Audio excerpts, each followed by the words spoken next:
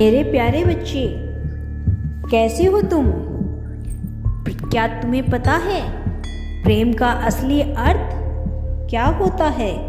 महादेव जी ने इसका बड़ा ही प्यारा उत्तर दिया है, ऐसा जवाब जो आज के जोड़ों के लिए बनेगा सबक। इस बात से इनकार नहीं किया जा सकता कि महादेव ने माता पार्वती को जो पाठ पढ़ाए थे वह जीवन, परिवार और शादीशुदा जिंदगी में बहुत महत्वपूर्ण भूमिका निभाते हैं। इसमें न केवल जोड़ों को एक दूसरे के प्रति समर्पण, प्यार और सम्मान साफ दिखता है, बल्कि इस तरह रिश्ता निभाने में किसी तरह की कोई परेशानी नहीं आती। इस बात में कोई दो राय नहीं है कि विदेशियों की तर्ज पर ही भारत में अपने प्रेम को जाहिर करने की शुरुआत की थी। हालांकि प्रेम की प्रकाष्ठा के लिए किसी विदेशी संदर्भ की जरूरत नहीं है।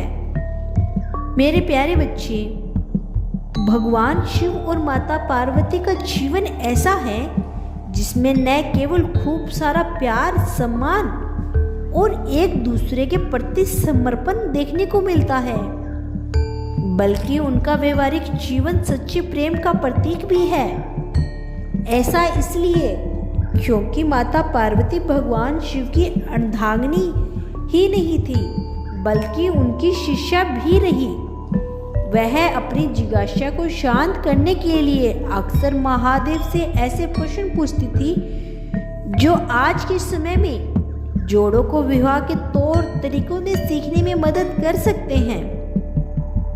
महादेव जी ने प्रेम का असली रहस्य क्या बताया है? अगर जानना चाहते हो तो पूरी वीडियो अवश्य देखना। यदि तुम कल भी मेरा संदेश सुनना चाहते हो तो चैनल को सब्सक्राइब अवश्य कर लेना। भविष्य में किस तरह देखा जाएगा, यह सवाल का जवाब देते हुए महादेव जी कहते हैं, प्रेम क्या है यह तुम पूछ रही हो। सत्य तो यह है कि प्रेम के अनेकों रूप को तुमने उजागर किया है। तुमसे ही प्रेम की अनेक अनुभूतियां हुई है। तुम्हारे प्रश्न में ही तुम्हारा उत्तर शामिल है।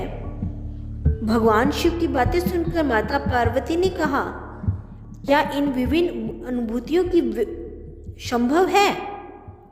तो इस पर भगवान शिव बोले, जब तक तुम अपने प्राण त्याग कर मुझसे दूर चली गई थी, तब मेरा जीवन, मेरा संसार, मेरा दायित्व सब निराधार हो गया।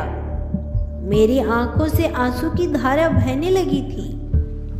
तुम्हारे अभाव में मेरे अधूरेपन की अति से इस सृष्टि का अपूर्ण हो जाना ही प्रेम है। तुम्हारे और मेरे पूरे मिलन करवाने हेतु इस समस्त ब्रह्मांड का हर संभव प्रयास करना ही प्रेम है। तुम्हारा पार्वती के रूप में फिर से जन्म लेना, मेरा एकांकीपन और मुझसे मेरे रवैये, वैराग्य से बाहर निकलने पर विवश करना ही प्रेम है। खैर, यह बात किसी से छिपी नहीं है।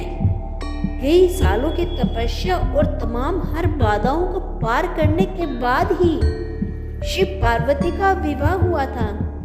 मेरे प्यारे बच्चे, ऐसे में आज हम भगवान शिव और माता पार्वती के जीवन से उन प्रेम युक्तियों के बारे में बातें रहे हैं जिन्हें हम अपने संबंधों में शामिल करके व्यवहारिक जीवन को बेहतर बना सकते हैं। मेरे प्यारे बच्चे, एक बार जब आप किसी के साथ रिश्ते में होते हो तो हमेशा एक दूसरे के साथ इंटरैक्ट करते हुए अपने रिश्ते को समझने की कोशिश करनी चाहिए। अपने आप को न केवल उसे रिलेशनशिप में पूरा संप्रेषित कर दें, बल्कि आपसी तालमेल के साथ अपने रिश्ते को मजबूत बनाने पर जोर दें। ऐसा इसलिए क्योंकि एक अच्छे रिश्ते में दोनों भागीदार आगे बढ़ने और बदलने के लिए एक दूसरे को प्रोत्साहित करते हैं। जिनके बीच ऐसा नहीं होता, वहां हमेशा प्यार की कमी रहती है। जब दो लोग एक रिश्ते में होते हैं तो वहाँ कोई बड़ा और कोई छोटा नहीं होता। इस रिश्ते में सहजता के साथ एक अपनापन होना चाहिए जो दो लोगों को हमेशा एक डोर में बांध कर रखता है। हालांकि शादीशुदा रिश्ते में गलत व्यवहार को अपनाना बहुत ही गलत है। यही एक वजह भी है कि प्यार के लिए किया गया आचरण मर्यादा में हो सकता है।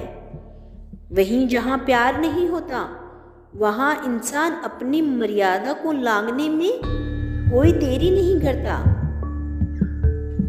मेरे प्यारे बच्चे, इस बात में कोई दो राय नहीं है कि बहुत कम जोड़ों की पसंद आपस में मिलती है। पसंद की जगह जाने से बाहर खाना खाने तक हर कपल के बीच अपना अपना मत होता है। हालांकि इस बीच छोटी सी तारीफ की जगह आपस में अनबन, कड़वाहट, तकलीजी और नाराजगी किसी भी रिश्ते को खराब कर सकती है। छोटी छोटी चीजों पर की गई प्रशंसा न केवल रिश्तों को मजबूत करने के काम करती है बल्कि कपल्स के बीच में एक तरह का खास कनेक्शन भी बना रहता है। लेकिन इसके बाद भी वह हमेशा एक दूसरे जानने का प्रयास करते रहते हैं, जो कि आम जोड़ों के लिए बहुत ज़्यादा जरूरी है। बहुत से कपल्स का कहना है कि हम साथ रहते हुए एक दूसरे के बारे में सब कुछ तो जान ही जाते हैं, लेकिन इसके बाद भी रिलेशन में ऐसी कुछ चीजें होती है जिनके अचानक पता चलने का अपना ही मजा है।